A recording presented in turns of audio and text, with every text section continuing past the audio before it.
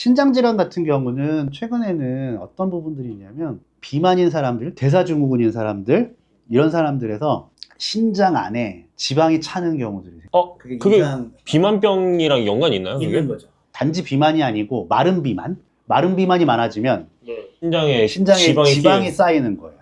그 마른 비만이라는 정확한 그런 증상이 어떤 건지 좀. 적정 체중이긴 한데 근육량이 극단적으로 적은 거예요. 왜 이게 재는 거 있잖아요. 네, 그죠? 인바디. 인바디 이게 재면 특히 여성분들 같은 경우, 남성분들도 마찬가지. 근육량이 극단적으로 작은 경우가 있어요. 근데 비만인데 근육량이 적다. 그럼 당연히 그렇게 되는 거예요. 근감소증도 원리가 뭐냐면 근육에 지방이 쌓이는 거예요. 그러니까 이게 똑같잖아요. 그죠? 간에 지방이 쌓이는 거예요. 옛날엔 술 먹으면 지방간 생긴다 그랬죠. 최근에는 non-alcoholic fatty liver라고 그래가지고 NAFLD라고 그래가지고 알코올을 섭취를 안 해도 간에 지방이 쌓이는 거예요. 근데 이게 이미 1980년대 나온 병명인데 그게 무슨 말이냐. 근육량이 줄어들면 우리 몸은 무너지게 돼 있는 거예요. 있어야 할 때 있어야 할 것들이 없으면 거기 들어가지 말아야 될 것들이 거기 들어가는 거지.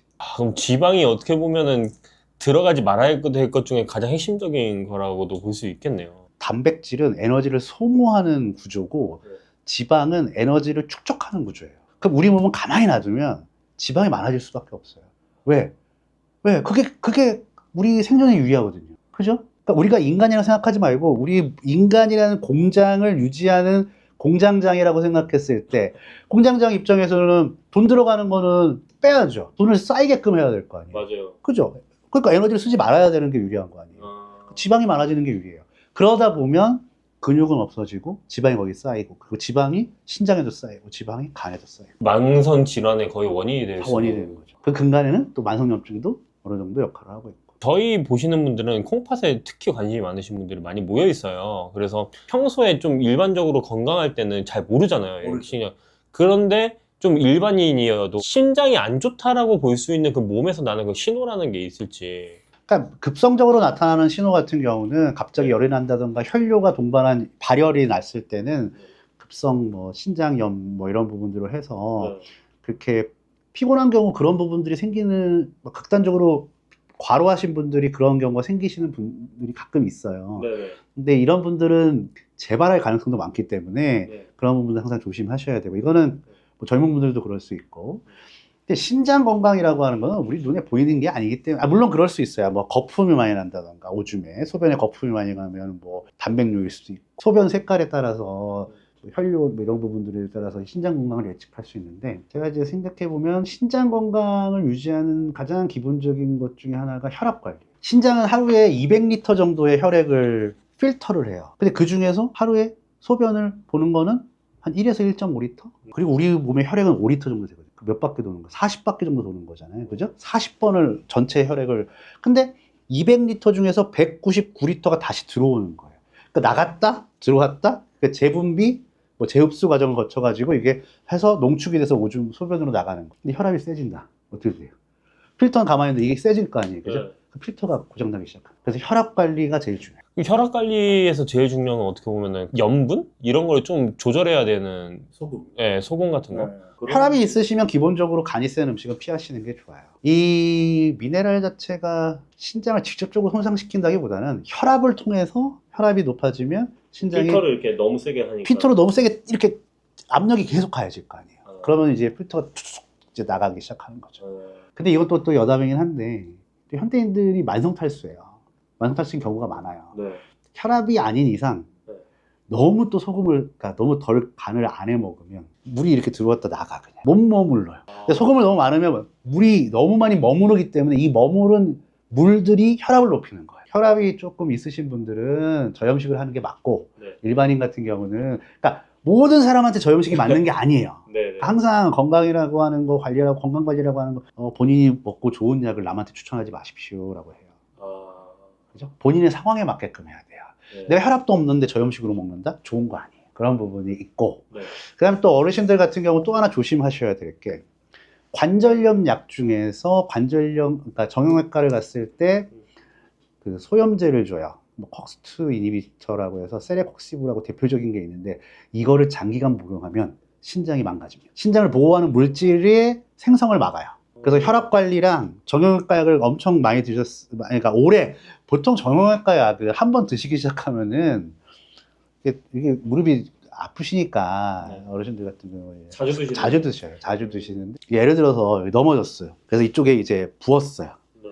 이때는 소염제를 꾸준하게 드시는 게 맞아요. 뭐 7일치가 나왔다. 그러면 끝까지 먹는 게 맞아요.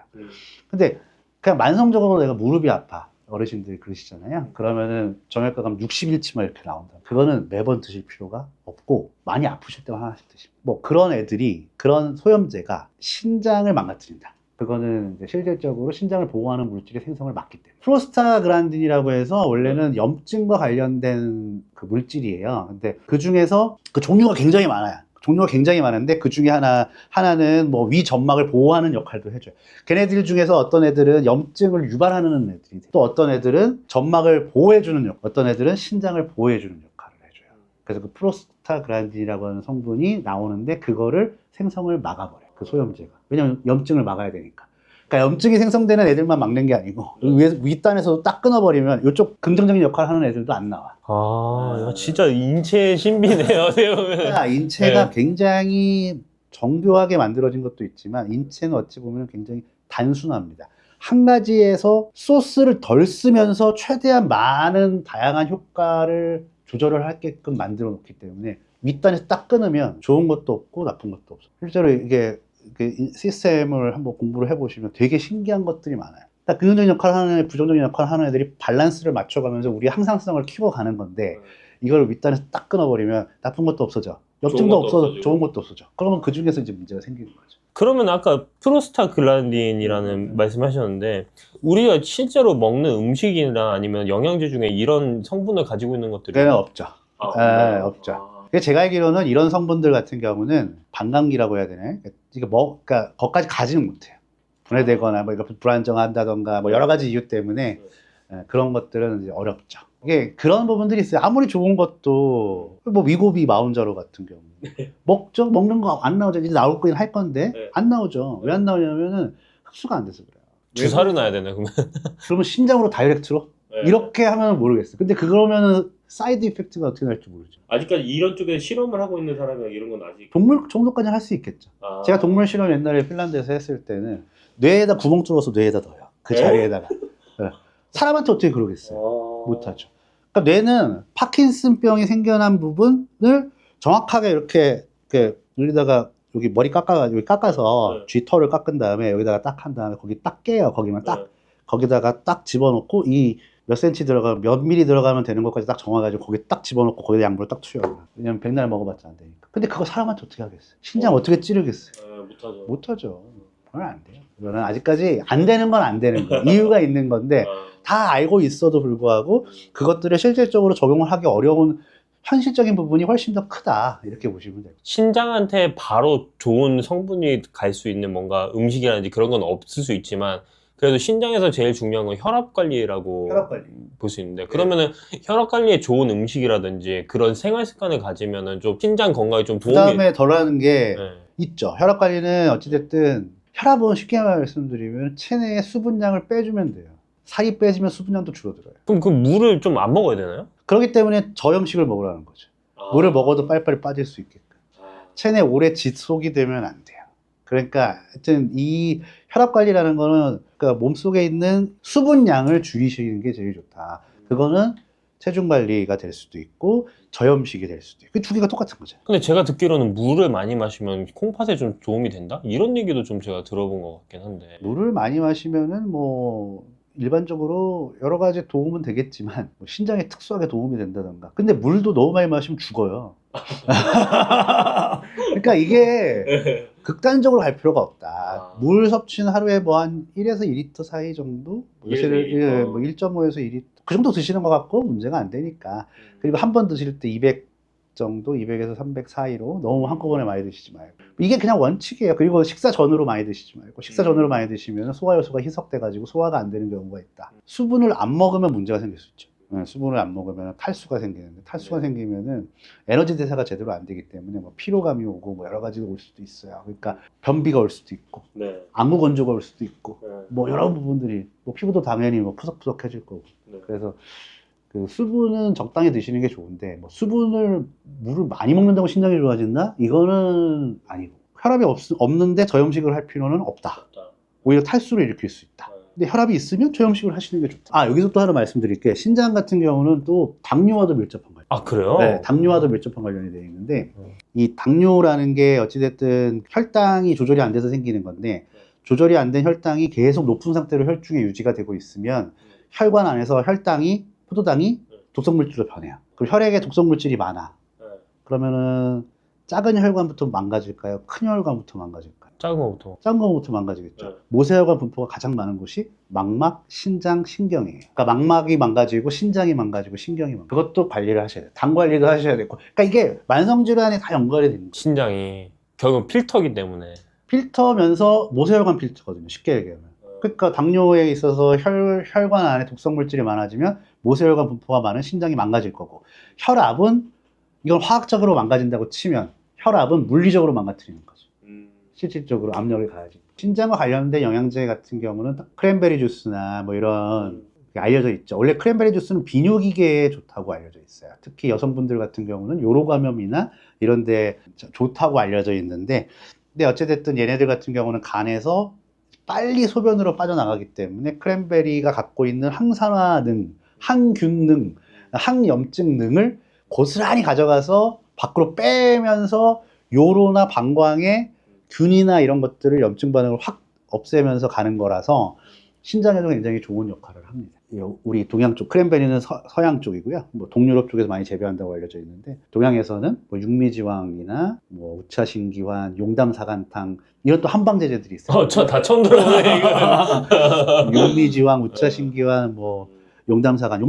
실제로 그 여성분들이 오줌 소태, 아까 이제 요로감염인데 이게 있을 때 약사들이 가장 많이 주는 거예요. 그게 되게 사간 이런 게 있는데 얘네들은 뭐 그 안에 있는 유효 성분인 뭐 이리도이드 그룹의 물질들이 있는데 얘네들 특징이 신장으로 잘 간다. 그러니까 얘네들은 항염증등이 강력한 항염증이 있는데 얘네들은 눈으로 오는 것도 아니고 위장에 남는 것도 아니고 딴 데 가는 게 아니고 신장 쪽으로 많이 간다. 와, 용담사간이요? 네, 이리도이드 같은 경우도 용담사간에 있든 육미지황에 있든 뭐 하여튼 이렇게 해서 용담, 뭐 지황 뭐 이런 부분들에서 그 성분, 그 안에 있는 항염증 성분이 신장 쪽으로 많이 간다. 그렇기 때문에 신장을 관리하는 데 도움이 된다. 이리로이드.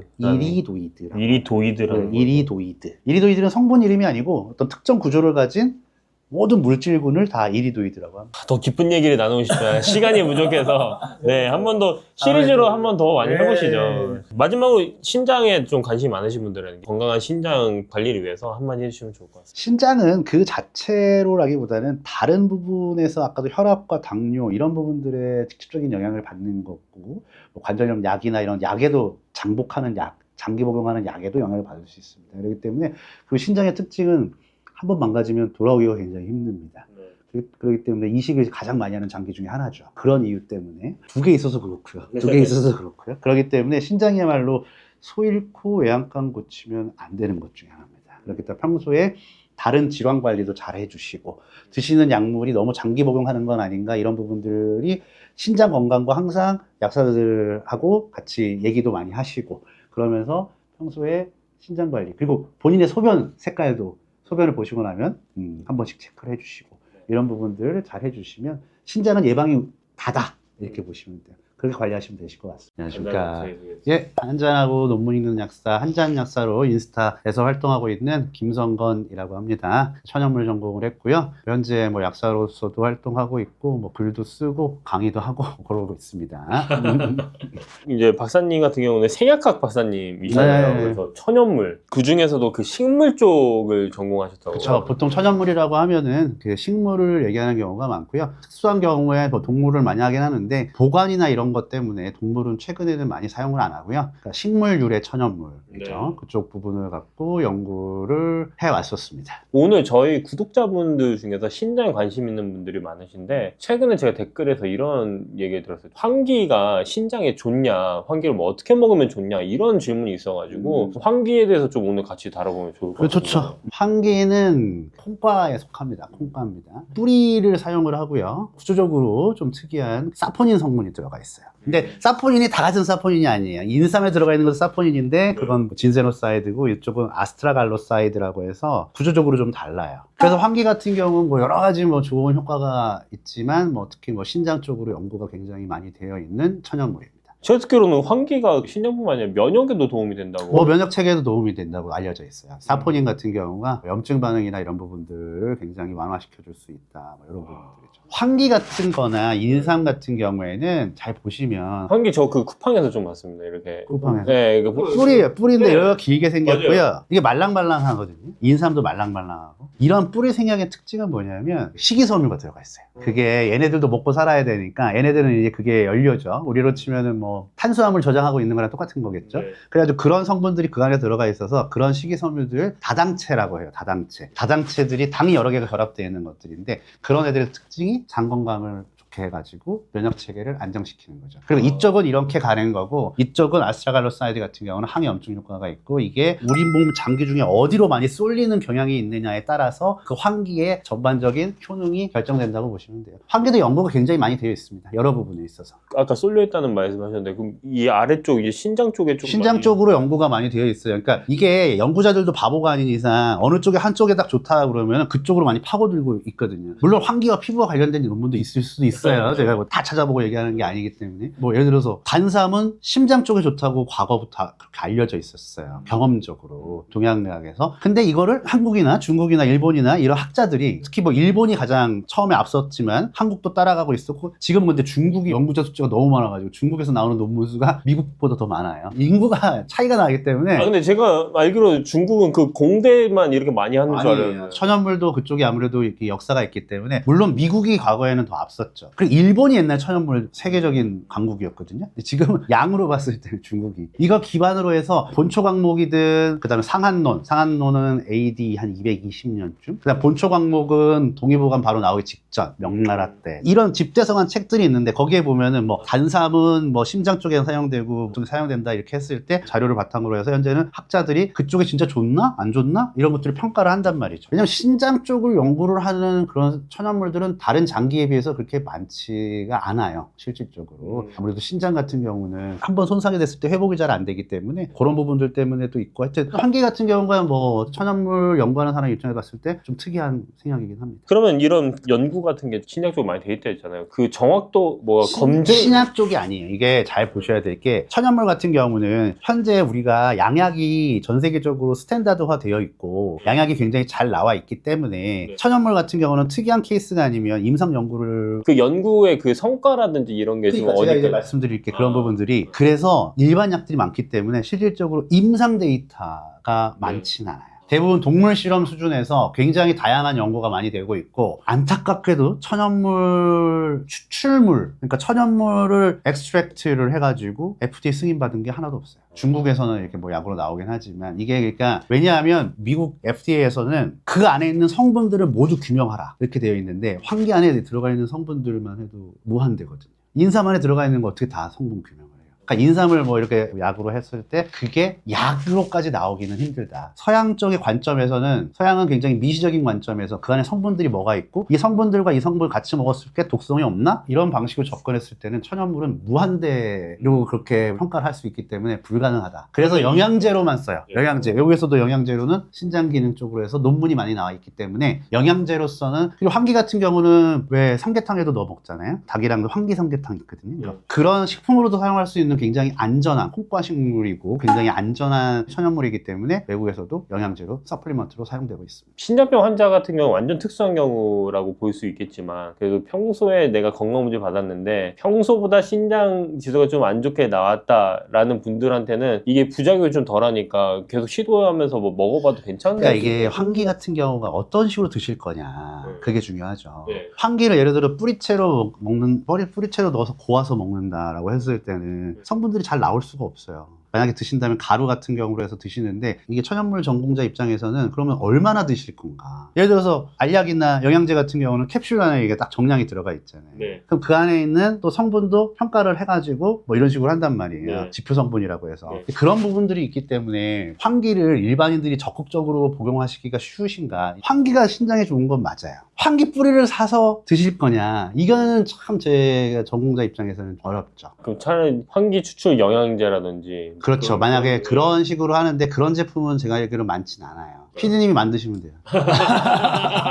아니, 이런 식으로도 해볼 수 있지 않을까요? 예를 들어서 환기, 아까 뿌리채라고 했었는데 진짜로 그람을 정해가지고 아까 말했던 환기 닭백숙을 만들어. 그 다음에 그 닭백숙을 다 먹고 그 환기 건더기도 다 먹으면 그렇게 먹어도 괜찮지. 지금 닭백숙 같은 경우가 신장이 안 좋으신 분들이 좋은가? 또 아. 그러한 부분들도 우리가 생각을 해봐야 되는 거고 환기가 좋긴 좋아요. 예를 들어서 적당하게 이렇게 잘라서 차로 응용하시는 거 같은 경우가 간접적으로 도움이 되실 수는 있다. 그렇지만은 치료의 개념은 아니고 차로 해서 꾸준하게 달여 드시든가 환기 파우더 같은 경우를 티백 같은 데 넣고 끓은 물에 넣으면은 우러나올 거거든요. 그래서 그런 부분들을 만약 복용을 하신다던가 이런 부분들은 적극적이진 않지만 뭐 간접적으로라도 그런 부분들 볼 수는 있지만 우리나라 국내에서는 건강기능식품이라는 소재를 등록을 하기 위해서는 개별인정형 원료가 있는지 모르겠어요. 환기 관련된 거. 돈이 많이 들어가요. 그렇다고 해서 환기를 식품으로 사용을 하면 신장이란 내용을 못 써요. 광고를 그렇게 못 한다고요. 근데 환기가 들어가는 아마 제품들은 몇 개가 있긴 있을 거예요. 근데 대부분은 식품일 가능성이 높기 때문에 그런 부분들을 적당하게 다음번에는 뭐 제품을 몇 개를 찾아서 주시면은 제가 한번 뭐 네. 분류를 해보든가 그 네. 평가를 하는 시도를 한번 해볼 수는 있겠지만 네. 저도 안타까워요. 외국에는 그게 가능해요. 왜냐하면 논문을 제시를 해서 내가 이런 제품을 만들겠다. 그래서 환기가 들어간 제품이 아마 있을 거예요.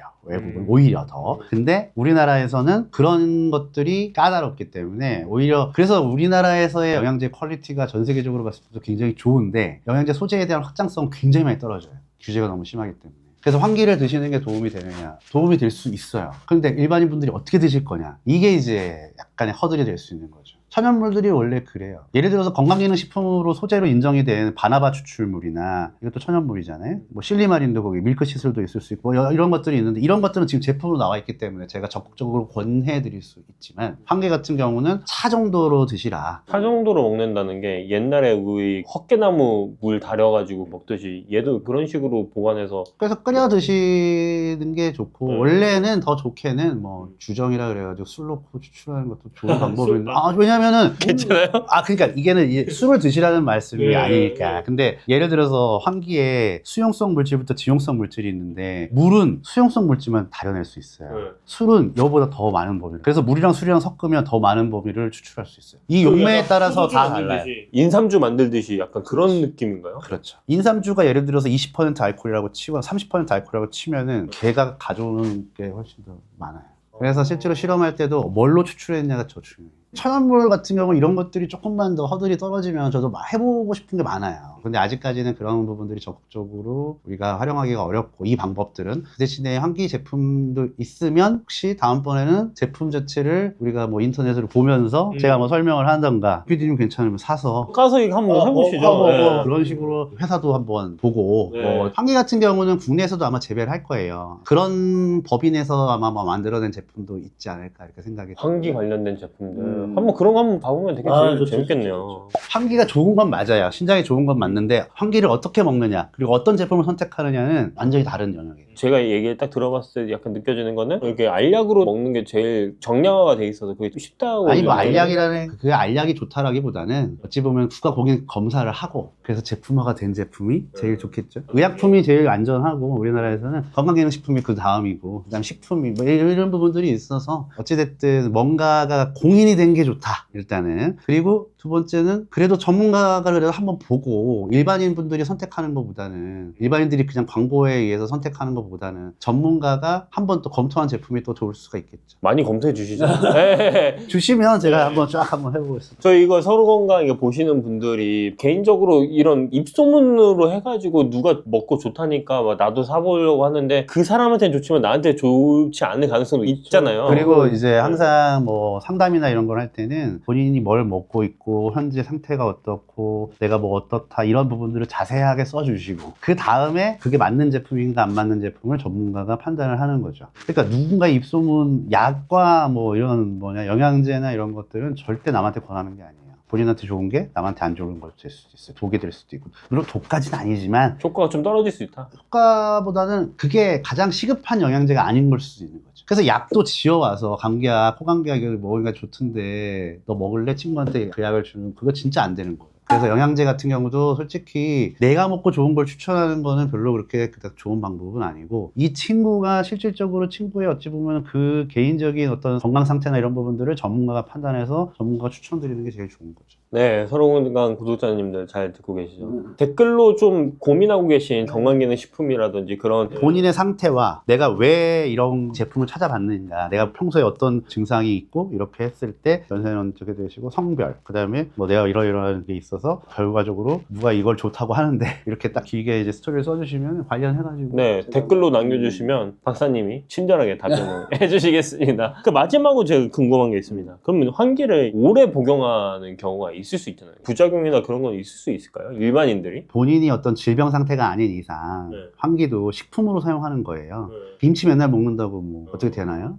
안 되죠, 그죠? 헛개물처럼 헛개물도 헛개물이고 그 대신에 중요한 거는 이제 진하게, 그러니까 요새는 이제 헛개 짜먹는 거 있잖아요. 네. 그러니까 이거를 2번만 이렇게 해야 되는데 한 번에 막 10번씩 해가지고 이렇게 드시는 거는 별로 추천드리지 않아요. 연한 게 낫지 차라리. 부작용 입장에서는 진하게 되면은 무슨 문제가 생길지 모르기 때문에. 그리고 본인이 어떤 질병 상태가 된다 그러면은 천연물은 피하시는 게 좋습니다. 제가 천연물 전문가긴 하지만 천연물은 어떻게 보시면 되냐면 비타민이나 미네랄은 원래 피디님 몸 안에 비타민 미네랄이 있는 거예요. 있는 걸 더 먹는 거는 문제가 안 돼요. 근데 그 대신에 천연물은 비타민이나 미네랄보다 적당하게 먹었을 때 훨씬 더 효과가 좋을 수 있다. 왜? 천연물은 우리 몸에 없는 거예요. 약도 우리 몸에 없는 거죠, 그죠? 네. 그러니까 이걸 먹으니까 우리 몸이 크게 반응하는 거란 말이에요. 대신에 영양제는 천연물이기 때문에 천연물 같은 경우는 진화론적으로 합성 의약품에 비해서 인간이 옛날부터 경험을 해왔던 애들이에요. 그런 의미가 있기 때문에 실질적으로 우리 몸속에 없어도 그런 걸 어느 정도 우리가 감안할 수 있다. 제일 무서운 바이러스는 한 번도 안 봤던 바이러스예요. 내가 몇 번 걸리잖아요. 걔는 무서운 바이러스가 더 이상 아니에요. 면역 체계도 어느 정도 반응을 할 수 있고 익숙하면 익숙할수록 안전한 거예요.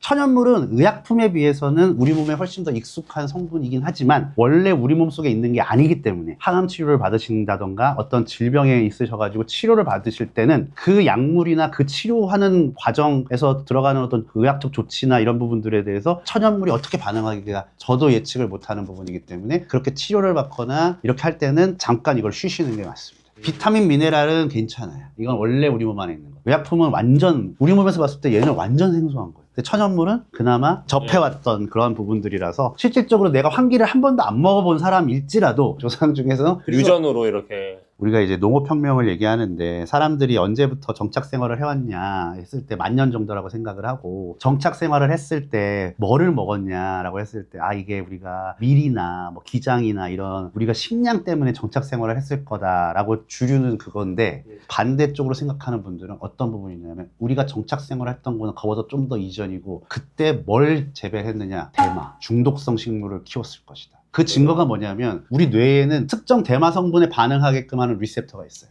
인간의 정착 생활을 중독성 식물을 즐기기 위해서 시작했다고 하는 설도 있어요. 너무 재밌는데요? 그러니까 이제 그런 어떤 천연물들이 그만큼 우리한테 옛날부터 익숙했다. 우리 조상들한테 그만큼 익숙했다. 그렇지만 우리 몸 안에 원래 있는 게 아니기 때문에 어떤 질병 상태나 치료했을 때는 피하시라. 칸나비노이드 리셉터라고 있어요. 칸나비노이드가 뭐냐면 대마의 성분을 말해요. 그 수용체가 뇌에 있다니까요. 그만큼 옛날에 많이 먹었다는 소리 아니에요. 너무 재밌는데요?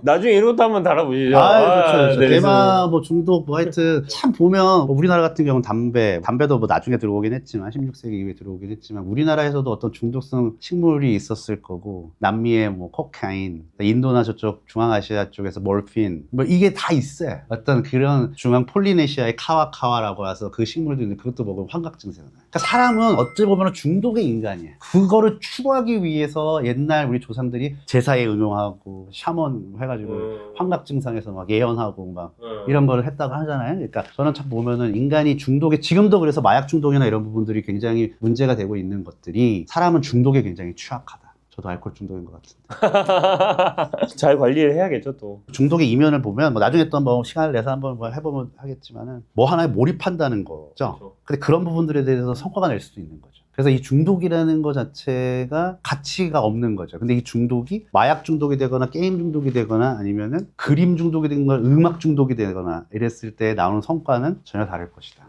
중독에 취약하지 않은 호모사피엔스는 도태됐을 거다. 저는 이런 생각도 해봐요. 뭔가에 잘 몰입하는 조상들이 더 잘 살아남았을 것이다. 그래서 근데 지금 우리는 부작용으로 안 좋은 중독에 많이 시달리고 있는 거예요. 이런 초록잎 홍합 이런 게 있거든요. 이건 어떤 건지 좀 초록잎 홍합은 역사적으로 굉장히 오래된 애예요. 이게 뭐 1980년대 그때부터 이제 이미 연구가 되게 활발하게 되어 있었고, 특히 이제 뉴질랜드 지방에서 나는 특이한 생물 소재이고, 이게 뉴질랜드에서만 나나요? 네. 이거는 연구도 굉장히 많이 되어 있고, 이 초록잎 홍합 자체는 관절염에 굉장히 효과적이라는 논문도 굉장히 많이 발표가 되어 있습니다. 그럼 초록잎 홍합은 기본적으로 어떤 성분이 들어있는지 좀 얘기해 주시면 좋을 것 같아요. 초록잎 홍합에는 좀 특이한 오일이 들어가 있어요. 우리가 이제 오메가3 하면은 DHA랑 EPA가 유명하죠. 네. EPA 같은 경우는 탄소가 20개에 이중결합이 5개가 있는 지방산이고, DHA 같은 경우는 탄소가 22개에 이중결합이 6개 있는 지방산입니다. 하지만 이 초록잎 홍합에는 그거보다 하나가 더 들어가 있어요. ETA라고 해서 탄소가 20개인데 이중결합이 4개짜리가 들어가 있어요. 우리 몸속에서 염증을 유발하는 관절염 같은 경우도 그 재료로 쓰이는 맨 위에 있는 게 아라키도닉 엑시드라고 합니다. 근데 아라키도닉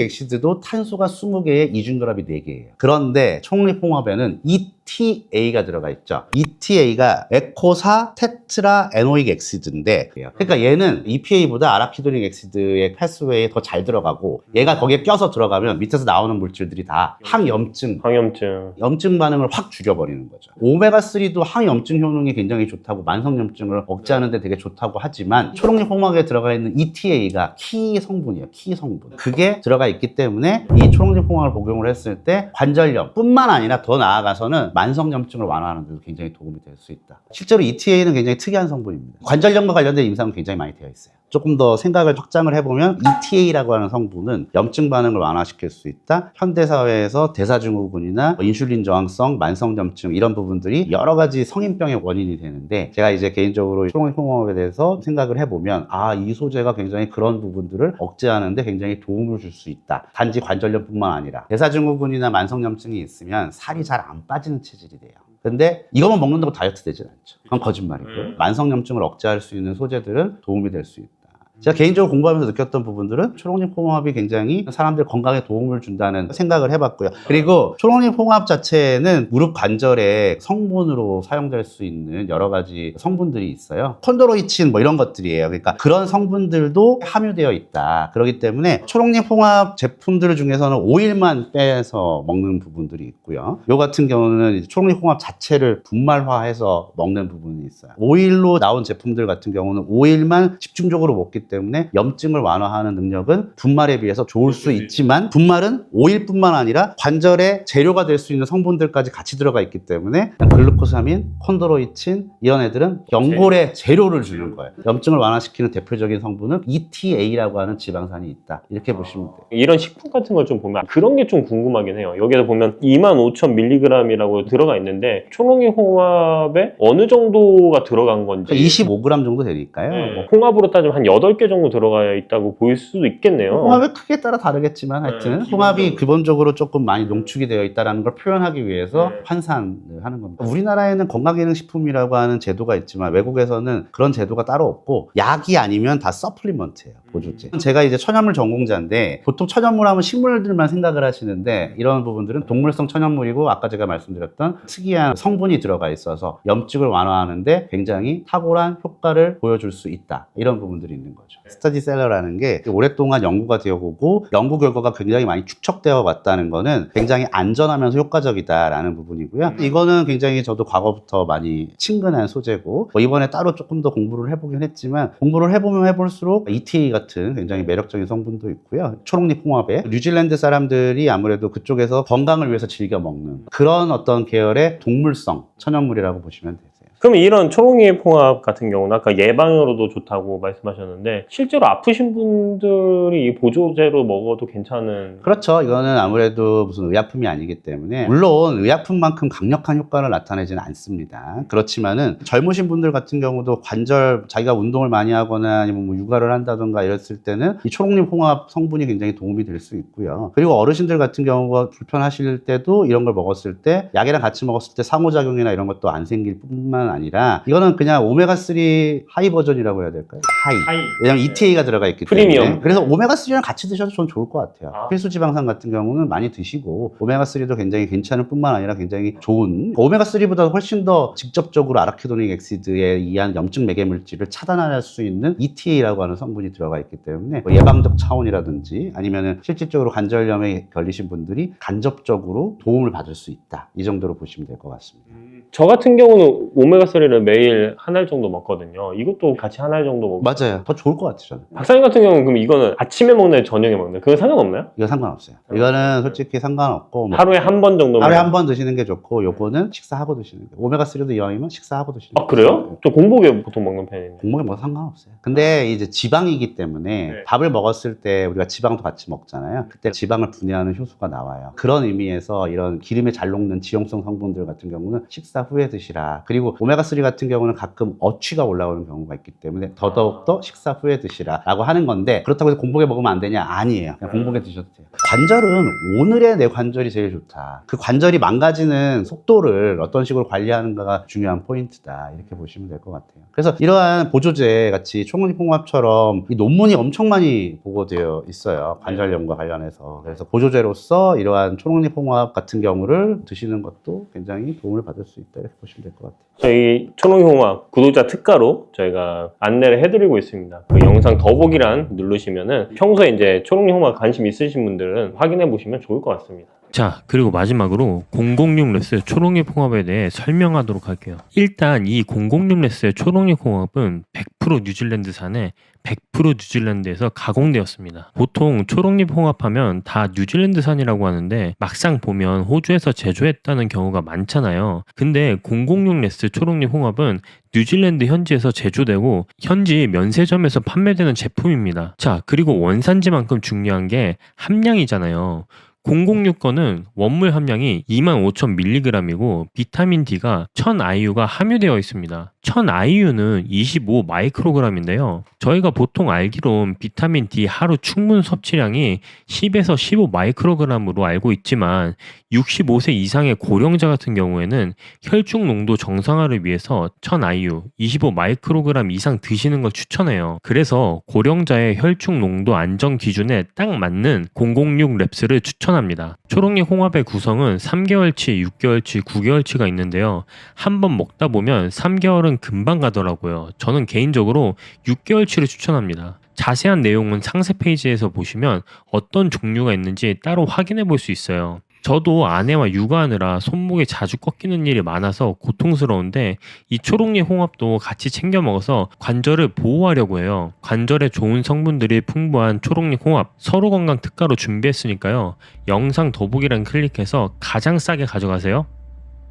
저 같은 경우는 아무래도 이제 박사학위도 받았고 약국에서 이제 근무도 하고 있고 약사로서 제가 활동을 하고 있지만 제일 중요한 거는 근거 기반입니다. 근거가 있어야 돼요. 근거 없이 그냥 이게 좋더라 하는 것들은 경계를 해야 되는 부분이고요. 근데 이 초록잎 홍합이라고 하는 이 천연 소재 같은 경우는 아까 제가 말씀드렸다시피 여러 나라에서 여러 연구진들이 한 결과들이 쭉 나와 있거든요. 초록잎 홍합을 통해서 관절염뿐만 아니라 나아가서는 염증 관리. 이 염증 관리라는 게 이제 현대인들은 과영양화가 돼 있기 때문에 이 염증에 취약해요. 소위 말해서 살찐다라는 거는 만성염증을 가지고 있다 이렇게 보시면 돼요. 그런 부분들을 잘 관리를 해야 되는 거고 만성염증 관리가 현대인들의 어찌 보면 가장 큰 숙제입니다. 그런 의미에서 이 초록잎 홍합 같은 경우는 그러한 염증 반응을 굉장히 낮춰줄 수 있다. 그렇기 때문에 초록잎 홍합은 저는 개인적으로 굉장히 매력적인 천연물 소재가 아닌가 이렇게 생각합니다. 감사합니다. 감사합니다. 네, 박사님 안녕하세요. 간단히 소개 잠깐만.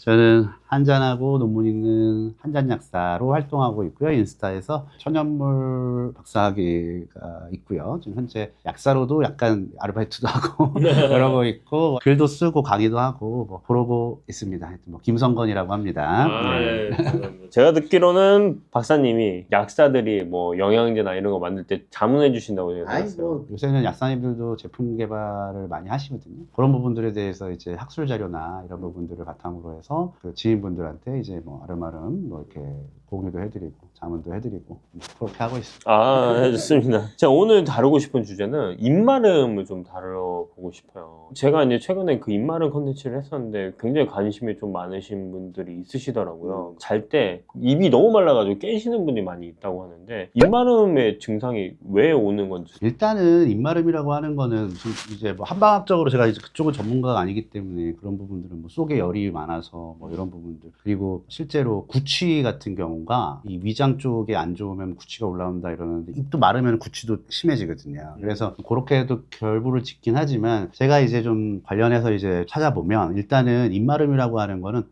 탈수가 대표적인 원인이 될 것 같아요. 수분 섭취가 충분하지 않으면 우리 현대인들이 잘 자각을 못 하는데 만성 탈수에 노인 분들이 굉장히 많습니다. 노인분들이. 놓여 있는 분들이 노인분들. 물론 노인분들이 더 그렇죠. 노인분들이 더 그렇고요. 뭐 인공침 같은 것도 뿌리시기도 하고 이 제품이 있거든요. 제가 개인적으로 생각했을 때는 수분 자체가 너무 많이 빠져나가고 섭취도 제대로 안 되고 노인분들 같은 경우는 아무래도 노화가 되면은 그 제흡수 재분비 과정에 뭐 문제가 있을 수도 있고 여러 부분들 때문에 이 물이 몸 안에 머무르질 못하면 그런 입마름 증상이 있을 것 같고요. 그리고 잘 생각해 보셔야 될 텐데 감기약 같은 거 드셨을 때도 입마름 증상이 있을 수 있어요. 감기약이요? 특히 콧물약, 코가 많이 나고 콧물을 뭐 소위 말해서 말리는 약이라고 해서 교감신경을 네. 흥분시키는 약이 있는데 이 입마름하고도 소화도 되게 비슷하죠. 그러니까 먹고 싶을 때 침 나오는 것처럼 여기 아밀라제부터 시작해가지고 소화기계에 어찌 보면은 조절되는 부분과 굉장히 밀접한 관련이 될 수 있고요. 특히 교감신경이 흥분하고 교감신경이 흥분한다는 건 스트레스 받는다는 것 똑같은 거거든요. 맞아요. 일시적으로 입이 마를 수 있어요. 특히 코와 관련된 감기약에 그 성분이 들어가 있기 때문에 그런 어떤 약을 복용을 하셨을 때 입이 바짝바짝 마른다라고 말씀하시는 분들이 많은데 그런 분들 같은 경우도 제 생각에는 평소에 수분 섭취가 좀 부족하지 않나. 그래서 물 같은 경우를 뭐 학자에 따라서 최근에는 또 뭐 아니라고 하기도 하지만 그래도 한 남성분들은 한 2리터, 여성분들은 한 1.5리터 정도 하루에 물을 충분히 섭취를 해주시는 게 좋다. 물을 섭취를 할 때는 이 식사 전후로 섭취하지 마시고 식사 전후에 섭취를 하면 소화 효소가 희석이 되기 때문에 소화가 잘 안 될 수 있어요. 그 대신에 식사와 식사 그 사이에 물을 충분히 섭취를 해주시고 식후한 시간. 뭐 그 정도 그 사이에 어느 쯤에서 물을 조금 잘 복용을 하는 습관을 가지시면 좋을 것 같고요. 그리고 본인이 고혈압이 없는데 고혈압 약을 드시고 있으면 나트륨 섭취를 제한하는 게 맞습니다. 본인이 고혈압 증상도 없는데 너무 간을 안 하고 드시면 그것도 문제예요. 그게 입마름이랑 상관이 있나요? 탈수랑 상관이 있습니다. 간을 너무 안 해도. 적정 삼투압이 있어야지 우리 몸 안에 물이 오래 머무를 수 있습니다. 저는 입마름이라고 하는 거 굉장히 침샘에 문제가 생기는 질환이 있어요. 뭐 이거는 되게 특수한 상황이에요. 일반인들이 경험하기 쉬운 증상들은 아니고요. 그리고 뭐 한방학적으로는 속의 열 때문에 입이 바른다고 하는 부분도 있어요. 그래서 열이라고 하는 거를 우리가 교감신경이 너무 흥분이 된다. 스트레스를 많이 받는다. 이런 부분들도 연관이 될 수 있어요. 그럼 스트레스가 진짜 만병의 근원이네요. 그렇죠. 지금 얘기만 들어봐도. 아니 근데 스트레스를 안 받을 수는 없죠. 그런 부분들이 여러 가지 어찌 보면은 자율신경계 우리가 인지하지 못함에도 불구하고 지금도 심장이 뛰고 있고 호흡을 하고 있고 내가 숨을 쉰다고 해서 숨을 쉬는 게 아니잖아요. 네네. 그런 부분들이 자율적으로 돌아갈 수 있는 어떤 조절하는 그 신경계들이 잘 이렇게 돌아가야 되는데 이런 부분들이 어떠한 문제에 따라서 딱 멈추거나 이상적으로 너무 높아진다던가 이랬을 때는 몸의 여러 부위에서 문제가 생길 수 있어요. 그래서 저는 입마름이라고 하는 거는 첫 번째 탈수, 두 번째는 그런 신경계의 어떤 어찌 보면은 조절 장애. 근데 이 신경계 조절이 감기약을 먹으면 그런 부분이 또 생길 수 있다. 그러면은 저희가 스트레스는 앞서서 좀 많이 다뤘던 영역이어서 이 탈수 부분을 좀 해결할 수 있는 방법을 물 많이 드셔야지. 물 네. 적당하게 드시는데 진짜 너무 간을 안 하고 드시면은 물이 머무를 수가 없어요. 그래서 요새는 건강한 소금 제품도 나와요. 죽염 같은 거 한 타가지고 아침에 한 잔씩 드시는데 근데 저는 개인적으로 물론 고혈압 약을 많이 드시고 있다 이러면은 간을 좀 덜 해야죠. 그거는 좀 덜 해야 되는 건 맞는데, 극단적으로 간을 나트륨이라고 하는 게 사람들이 굉장히 부정적인 인식을 갖는데, 나트륨 없으면 죽습니다. 그죠? 소금 안 먹으면 죽어요. 우리 단식할 때도 소금도 먹잖아요. 그런 부분들 같은 경우가 이제 우리 몸에 꼭 필수적으로 필요한 부분이고, 우리가 짠맛을 갈구하는 것도 진화적으로 얼마나 이게 중요하기 때문에 짠맛을 갈구하는 거거든요. 간이 안 되면 맛이 없다고 느낀단 말이에요. 맞아요. 사람들은. 네. 경험해 보실지 모르겠지만은 MSG만 넣잖아요. 맛이 안 올라와요. 소금을 넣어야 돼요. MSG랑 소금이 같이 만나야지 맛이 나요. 나트륨을 추구하는 이유가 있다. 없으면 죽어요. 없으면 죽고, 적당히 있어야지 몸의 수분도, 수분 대사도 원활하게 될 수 있다. 이렇게 보시면 될 것 같아요.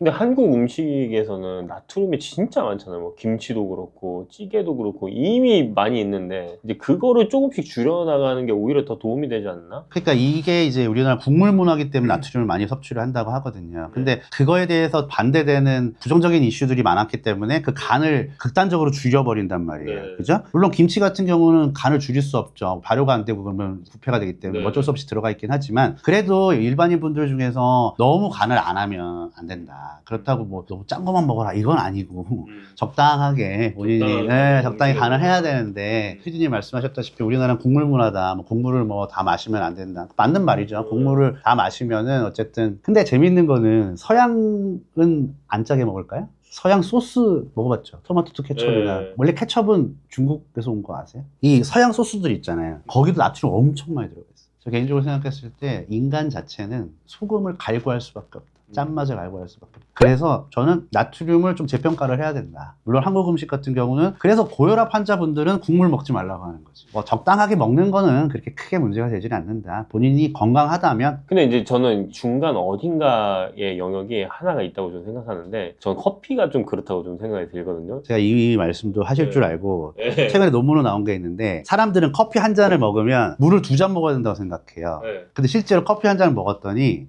배출되는 수분량이 커피량의 10분의 1도 안 돼. 아, 그래요?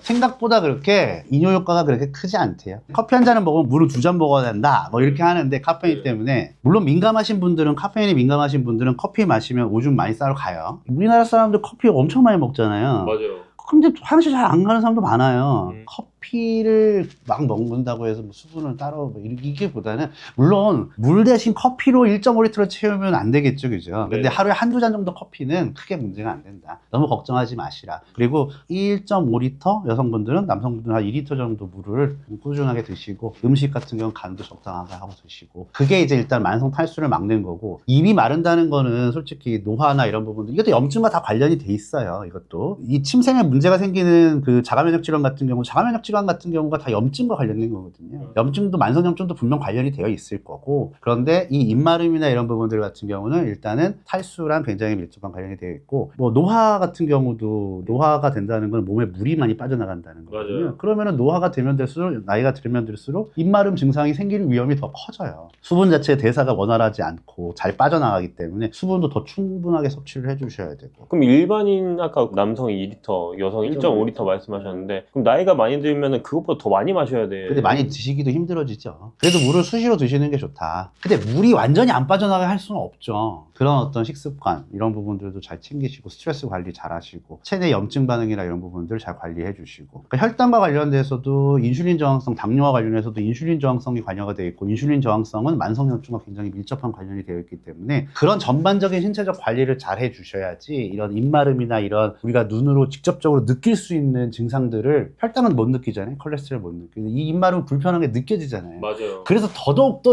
각인이 되는 거야. 혈당이나 혈압 같은 경우 잘 인지가 되나요? 안 되죠. 근데 이렇게 눈에 보이는 거 같은 경우는 본인이 크게 다가올 수가 있어요. 스트레스가 더 나을 수도 있겠네요. 그렇죠. 그거에 대한 스트레스가 더 심할 수도 있고. 그래서 입마름 같은 경우는 그런 어떤 교과서적인 내용이긴 한데, 이 입마름은 일단은 수분 대사를 잘 지켜주셔야 된다. 신체 전반적인 어떤 스트레스 관리나 아니면 뭐 염증 관리나 이런 부분들을 잘 해주셔야 된다. 여기 이렇게 보시는 게 좋을 것 같아요. 이걸 조사하면서 좀 느껴졌던 게, 입안에 기본적으로 사람마다 침이 많이 나오는 사람이 있고 침이 잘 안 나오는 사람들이 있지 않나요? 그거는 있을 수 있겠죠. 뭐 유전적인 네. 요인도 있을 수 있고. 네. 그거는 뭐가 당신은 뭐 검사하기도 힘들긴 할 텐데, 네.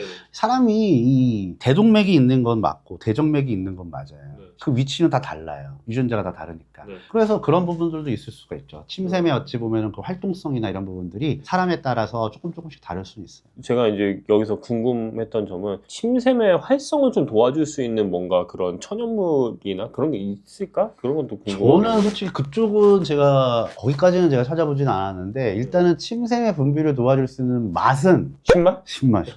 신맛 먹으면 네. 나오잖아요. 네. 그죠? 그런 부분들은 도움이 될 수 있을 것 같아요. 신 음식이나 이런 부분들을 잘 좀 이렇게 활용을 하시는 거. 침샘과 관련해서 아마 뭔가가 있다고 한다면 천연물 중에서는 항염증 효과가 있으면서 대체적으로 이쪽에 작용하는 애들. 그러니까 네. 예를 들어서 예전에 신장할 때도 마찬가지로 그 황기의 성분이, 황기가 신장에 좋다고 하잖아요. 황기의 성분이 신장으로 안 가면 꽝이에요. 크랜베리도 얘기했죠. 네. 크랜베리의 성분이 신장으로 안 가면 꽝이에요. 그죠? 그러니까 어떤 성분이 있는데 그게 항염증 효과가 있는데 걔 성분이 어디로 많이 가냐가 그게 포인트인데 이쪽으로 가면 돼요. 그래서 이쪽으로 가는 것들은 뭐 음교산이라고, 블루베리도 뭐 도움이 될 수 있겠지만은 뭐 음교산이라고 해서 뭐 한방 제제들이 있어요. 그러니까 그러니까 한방 제제들이 있는데 그러니까 한방 제제를 하면 한약이 천연물이에요. 똑같은 네. 거고 천연물들이 몇 개가 조합이 된 거를 한방 제제라고 하죠. 제가 좀 문헌을 찾아봐야 되겠는데 네. 입마름과 관련돼서 아마 근데 그 기전은 침샘을 활발하게 한다기보다는 침샘 근처에 염증 반응을 낮춰줘서 침샘의 기능을 정상화시키는 그렇게 될 것이다. 그리고 일단 맛으로는 신맛을 잘 활용을 하시라. 좀 그런 부분들 같은 경우는 뭐 레몬이나 이런 것들을 레몬즙 같은 경우를 물에 해서 아침 뭐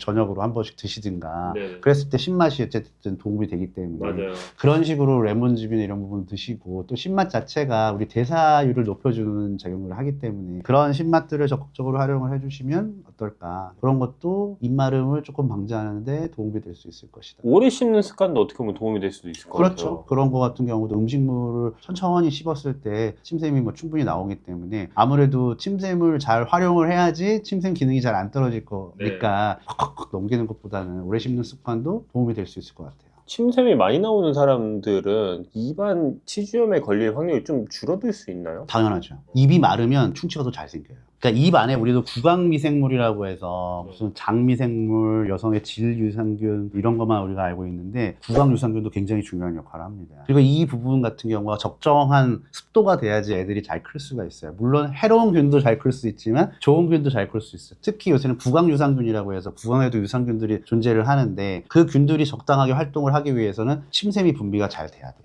그 신맛이나 오래 씹는 습관을 좀 많이 해가지고 계속 분비할 수 있도록 좀 많이 해야겠네요. 그런 거. 그렇죠. 정상적으로 할 수 있도록 좀 뭐 그런 부분들을 하시면은 불편하시면. 근데 이제 진짜 노화에 의한 입마름은 솔직히 획기적으로 한다기보다는 지속적으로 지금 PD님 말씀하신 대로 뭐 신맛을 주기적으로 드신다던가 뭐 이런 걸 통해서 물 많이 드시고 또 레몬즙이나 이런 거 잘 드시고 이런 거 드셔서. 근데 또 재밌는 거는 어렸을 때 신맛은 훨씬 더 잘 먹어요. 연세가 드시면 신맛을 또 못 드셔. 잘. 그럼 왜 그럴까요? 그 이유가 있나요? 그런 게? 신맛이라고 하는 거는 우리가 비타민C를 합성을 못해요. 인간은. 포유류 중에 비타민C를 합성 못하는 포유류가 적어요. 훨씬. 사람, 유인원 이거밖에 안 된단 말이에요. 그러니까 이런 것들을 신맛을 통해서 관련된 영양제를 확실히 좀 습득을 좀 더 용이하게 한 건 아닌가. 어렸을 때 성장을 해야 되잖아요. 근데 또 웃긴 거는 어렸을 때는 쓴맛을 잘 못 먹어요. 왜? 쓴맛이라고 하는 건 독성 성분을 의미해요. 어린아이들은 나한테 필요한 영양소는 최대한 많이 확보를 해야 되고 그 다음에 나한테 필요 없는 독소는 최대한 많이 배척을 해야 되기 때문에 쓴맛에 민감해질 수밖에 없어요.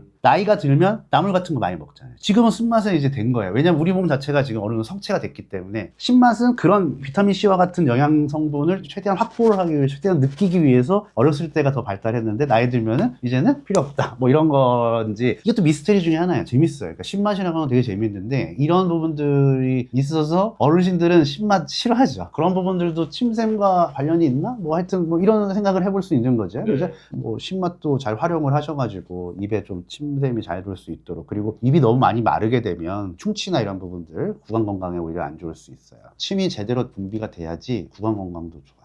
그러니까 이게 또 안에서도 이 밸런스가 맞아야 되는데 이제 좋은 균이 있고 나쁜 균이 있는데 대부분 나쁜 균은 현기성 균이기 때문에 근데 유익균들은 이 표면에 산다고 하면 이 물이 충분해야지 걔네들이 성장을 잘하고 그러면 나쁜 균하고 밸런스가 맞을 수 있다. 나쁜 균들은 대부분 현기성이거든요. 현기성은 안쪽에서 자라요. 산소가 필요 없기 때문에. 그럼 좀 그런 밸런스를 좀 잘 잡아줄 수 있는 그런 영양제 같은 것도 있나요? 입안의 그런 미생물의 밸런스를 좀 잡아줄 수 있는. 그래서 요새는 구강유산균 같은 경우가 빨아먹는 게 나와요. 빠는 순간 입에 다 퍼지니까. 구강 건강에 또 좋은 게 구강의 염증 반응이나 이런 부분을 줄일 수 있는 게 가장 대표적인 게 프로폴리스. 그래서 프로폴리스 뿌리는 거나 뭐 그런 부분들도 도움이 될 수 있죠. 프로폴리스 자체가 맛이 없어요. 약간 독특한 향이 있어요. 벌집이라서. 그렇죠. 프로폴리스는 꿀벌이 사용하는 시멘트 정도로 보면 돼요. 벌집을 만들 때 바르는 거죠. 네. 그래서 프로폴리스는 항균 작용이 굉장히 강하기 때문에 벌집 안으로 균이 못 들어오게 해줘요. 근데 우리는 그거를 이용하는 거죠. 항염증 효과. 근데 걔네들이 이제 플라보노이드 성분인데 그 플라보노이드 성분이 특히 이쪽 구강 건강, 목 건강에 굉장히 좋아요. 프로폴리스가. 다양한 플라보노이드 성분이 있는데 걔네들이 항염증 효과가 좋은데 걔네들이 주로 작용을 하는 곳이 이쪽이 있죠. 그래서 프로폴리스를 뭐 위장관 건강이나 이런 거에 쓴다기보다는 대부분 구강 아니면 인후. 그래서 직접적으로 뿌리는 것도 나오고 빨아먹는 것도 나오고. 근데 플라보노이드라는 게 그럼 프로폴리스에서만 있나요? 아니에요. 다 있어요. 근데 프로폴리스에 들어가는 플라보노이드는 좀 독특하긴 하죠. 플라보노이드 종류만 이제 수백 종이 있죠. 퀘르세틴도 플라보노이드 중에 하나예요.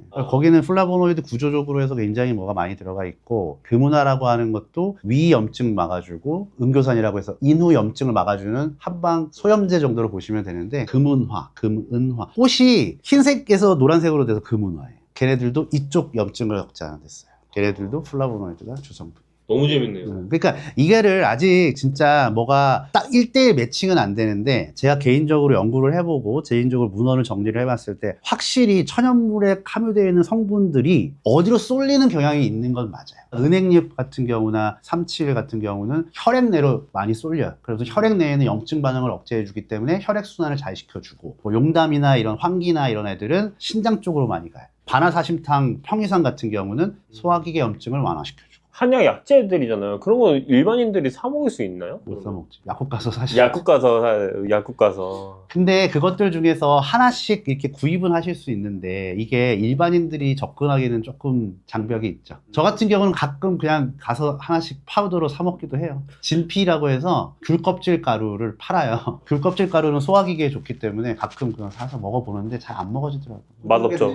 아니 뭐 맛이야. 솔직히 뭐 오렌지 주스 같은 데 사 먹으면은 솔직히 상관이 없는데 잘 안 먹어지더라고요. 한방 소화제는 약국 가면 다 있고 바나사심탕은 보통 위염이나 장염이 있으신 분들은 저는 추천드려요. 이런 한방 제제 같은 경우는 솔직히 오래 드셔도 크게 양약에 비해서 부작용도 좀 덜하고 내가 만성 장염이 있다 그러면은 바나사심탕 추천드리고 그다음에 내가 소화가 잘 안 된다 그러면 이제 한방 소화제를 추천드리고 이러는 거죠. 얘기하다 보니까 또 이제 생약학 쪽에서 좀 궁금한 점이 있는 게 천연물 중에서도 이제 식물 쪽을 보신다고 하셨잖아요. 근데 버섯이나 이런 애들 어떻게 보면 곰팡이 균들인데 걔네들도 이런 천연물 쪽으로 보일 수 있나요? 그렇죠. 복령, 경옥고. 경옥고에 들어가 있는 4가지 성분 중에 하나가 인삼, 꿀, 지황, 복령. 복령이 버섯 종류예요. 그다음에 어르신들 특히 여성분들 같은 경우가 오줌 소태라고 그래서 요로감염, 급성 요로감염이 있었을 때 배뇨 작용을 소변을 잘 나올 수 있게 해주는 그 성분 중에 하나가 절영이라고 해서 절영도 버섯.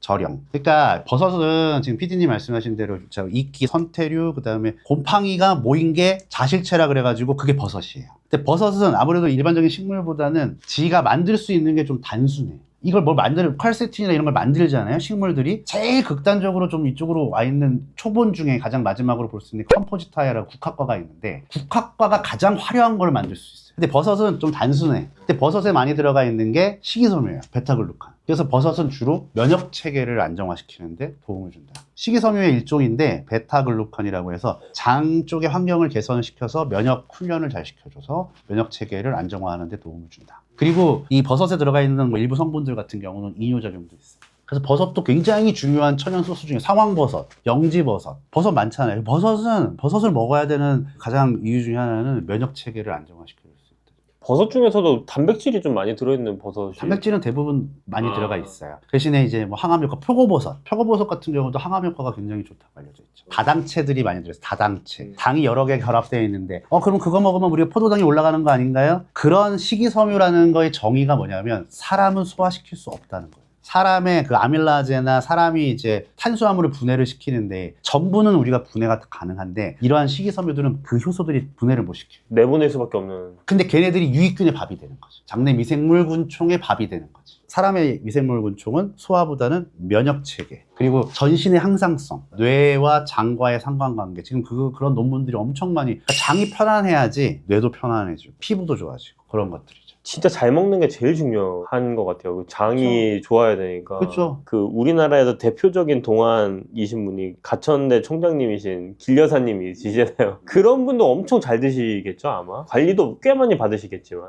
참 재밌는 게 미국에서는 고소득자들보다 저소득자들이 비만율이 더 많아요. 왜 그럴 거라고 생각하세요? 돈도 싸니까? 없는데? 싸니까. 뭐 패스트푸드가 싸다, 그죠? 네. 그럼 패스트푸드랑 일반식 그냥 그 사람들이 먹는 거랑 뭐가 또 차이가 있을까요? 질은 뭐 차이가 있겠죠, 그죠? 가장 중요한 게 제가 생각했을 때는 단백질이에요, 단백질. 원숭이를 갖고 실험을 했는데 실제로 나온 논문인데 원숭이가 단백질을 이 정도까지 먹을 때까지 탄수화물을 계속 먹는 거예요. 어떤 원숭이는 딱 단백질 이것만 먹은 거예요. 그러니까 탄수화물이나 지방을 하나도 안 먹어도 돼. 그러니까 이게 무슨 말이냐면 고소득자들은 적정한 단백질을 양질의 단백질을 주로 섭취를 하면 건강도 좋고 추가적인 영양소의 섭취를 막아줄 수도 있는 거예요. 탄수화물, 단백질, 지방과 같은 얘네들은 1차 대사산물이라고 하는데 얘네들은 우리 몸의 생존에 관여하는 생존에 주로 관여하고 에너지를 생성한다던가 우리 몸 시스템을 돌린다던가 효소 아니면 근육을 뭐 형성한다던가 이런 부분들인데 이런 영양소 같은 경우는 무제한적으로 들어왔을 때는 우리 몸이 이제 망가지게 되는 거죠. 그러니까 동안으로 보이시는 분들 중에 뚱뚱한 사람 본 적 있어요? 그런 거랑 똑같은 거죠. 음식물이나 이런 부분들을 적정하게 섭취를 해야 되고 적정하게 섭취를 해야 되기 때문에 영양소를 적극적으로 우리가 소위 말하는 비타민이나 미네랄이나 이런 같은 추가적으로 우리가 얻을 수 있는 베네핏을 얻을 수 있는 이런 소재들, 이런 영양소들은 적극적으로 영양제나 이런 부분들에서 필요할 때는 드시는 게 좋다.